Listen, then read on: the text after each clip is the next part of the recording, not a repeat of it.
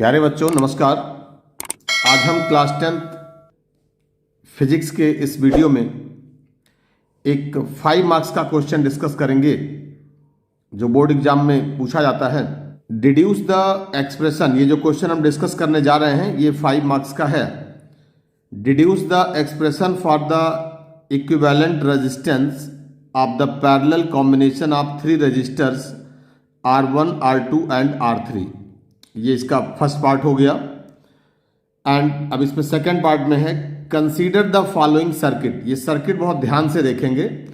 इस सर्किट में हमको बताना है which two resistors are connected in series, which two resistors are connected in parallel, if every resistors of the circuit is of 2 ohm, what current will flow in the circuit। अब हम discuss करेंगे first part, deduce the expression for the equivalent resistance of parallel combination. Resistors जब parallel connect किए जाते हैं तो इसका एक फिगर, एक सर्किट डायग्राम यहाँ पे दिखाया गया है। ये R1, R2, R3 be the 3 resistors that are connected in parallel combination. तो जब पैरेलल कॉम्बिनेशन में कनेक्ट होंगे तो इनमें करंट का अमाउंट चेंज होगा। तो R1 रजिस्टर के लिए I1 करंट, R2 रजिस्टर के लिए I2 current and R3 register के लिए I3 करंट। तो इस कंडीशन में जो करंट I की सप्लाई हो रही है ये I इज इक्वल टू, ये नेट जो करंट आएगा यहां पे हम पहले लिख देते, लेट V बी द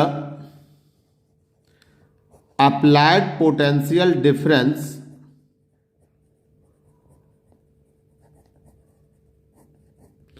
ये V अप्लाइड पोटेंशियल डिफरेंस हो गया। अब यहां पे I जो रिप्रेजेंट करेगा वो करंट, तो यहां पे जो पोटेंशियल डिफरेंस है, अब इसको हम अगर सर्किट में दिखाना चाहें तो ये हमने V दिखा दिया यहां से यहां तक का। अब सर्किट में करंट जो फ्लो हो रहा है उसको हम बोलेंगे I। Current I is divided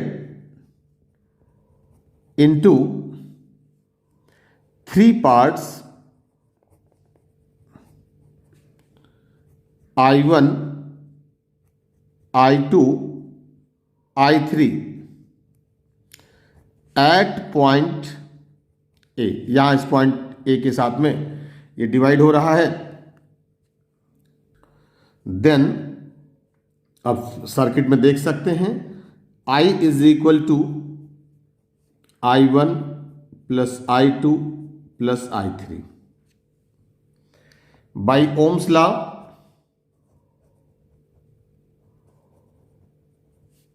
V is equal to IR, this gives I is equal to V by R। For resistance for R1, R1 के लिए करंट है I1, तो for R1 I1 is equal to V by R1। For R2 I2 is equal to V by R2। For R3 I3 is equal to V by R3। इसको 1 number देते हैं और इस पूरे को 2 नंबर देते हैं। फ्रॉम 1 एंड 2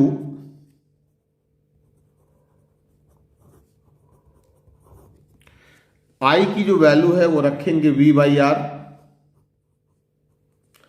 I1 की वैल्यू रखेंगे V by R1 plus V by R2 plus V by R3। V common होकर के कैंसिल हो जाएगा तो यहां पे आएगा 1 by R is equal to 1 by R1 plus 1 by R2 plus 1 by R3। ये हमारा पैरेलल कॉम्बिनेशन में रजिस्टर्स कनेक्ट हो गए। यहां पे हम RP भी लिख सकते हैं, अगर चाहें तो यहाँ पे RP, combination of resistors in parallel, तो 1 by RP is equal to 1 by R1 plus 1 by R2 plus 1 by R3। Students, अब इसके हम सेकेंड पार्ट पर आते हैं सर्किट डायग्राम में। फर्स्ट पार्ट है which two resistors are connected in series. Circuit को ध्यान से देखेंगे, R4 एंड R5 ये सीरीज में कनेक्टेड हैं, तो फर्स्ट पार्ट का आंसर होगा R4 and R5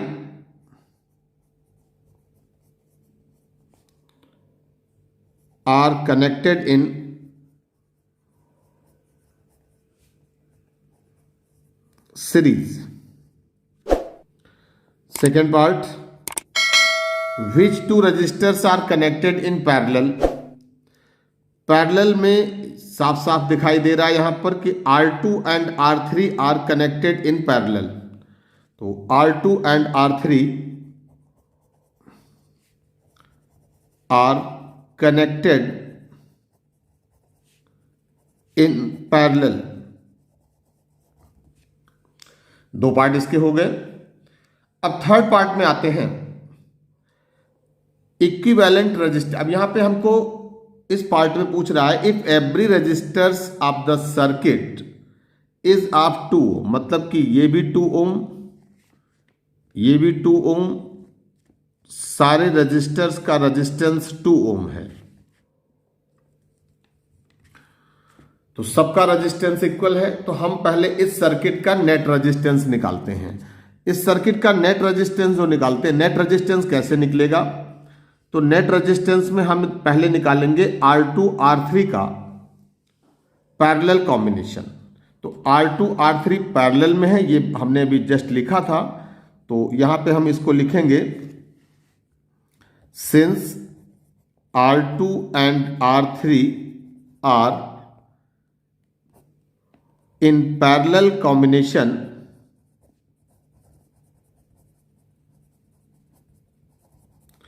parallel combination में आ गया, तो इसका मतलब हुआ इन दोनों का नेट रेजिस्टेंस, तो इसको हम अगर लिख दें 1/R23, R23 का मतलब कि इन दोनों का पैरेलल कॉम्बिनेशन, तो 1/R2 plus 1/R3, this gives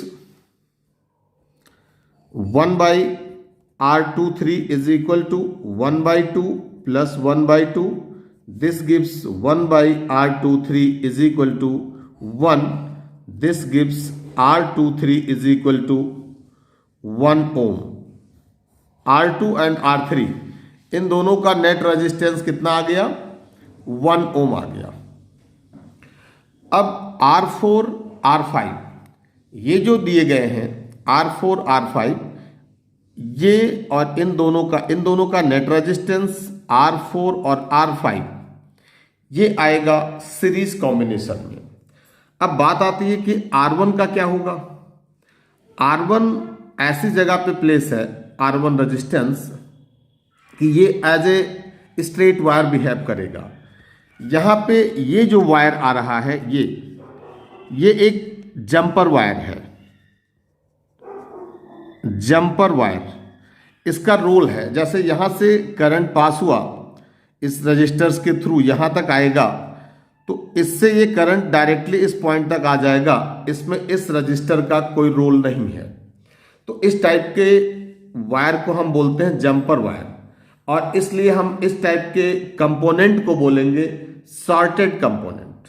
तो यहां पे R1 शॉर्टेड हो गया, तो अब हमको जब नेट रेजिस्टेंस निकालना होगा, इक्विवेलेंट रेजिस्टेंस निकालना होगा, देन REQ इक्विवेलेंट रेजिस्टेंस निकालते हैं। तो इक्विवेलेंट रेजिस्टेंस हमारे पास आएगा R4, और इन दोनों का हमने नेट निकाला था, उसको नेम दिया था R23, और एक और आएगा वो आएगा R5। R1 जो हो गया वो सॉर्टेड हो गया, since R1 is sorted.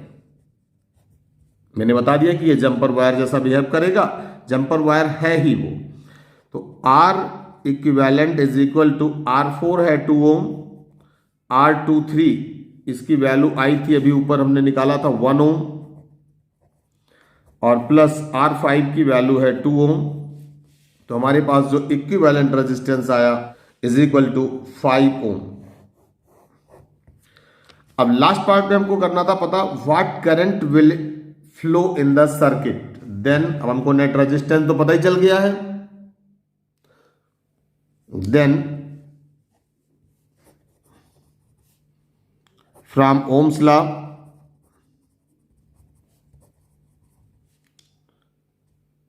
V is equal to I R, I is equal to V by R, I is equal to V हमारा था वोल्ट का पोटेंशियल डिफरेंस था, अपॉन R 5 ओम आया तो I is equal to 1 ampere, I is equal to 1 ampere.